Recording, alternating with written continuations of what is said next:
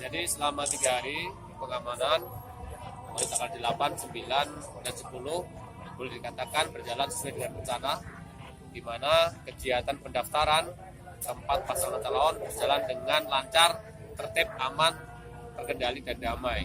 Dan itu semua karena bukan dari aja aparat kepolisian, bukan aja, tapi semuanya dari TNI, dari KPU, dan dari pasangan, dari semua pendukung dan masyarakat ikut bersama-sama mewujudkan pilkada yang aman dan damai. Dan kita ke pengamanan ini berapa personil yang dikerahkan semuanya? Kalau yang di sini kita hampir 300 personel lah ya. Gabungan Polda sama Polres. Ya, itu yang, tapi di Makobrimob di Sabara masih standby pasukan yang sewaktu-waktu dibutuhkan. Dan ke depan pengamanan kita apalagi nanti setelah ini? Setelah ini kita akan melakukan pengamanan kaitannya dengan tahapan berikutnya, yaitu pemeriksaan kesehatan di rumah sakit. Kita lihat lagi jadwal dari KPU untuk koordinasi. Mungkin tidak sebanyak ini karena mungkin tidak melibatkan pendukung banyak.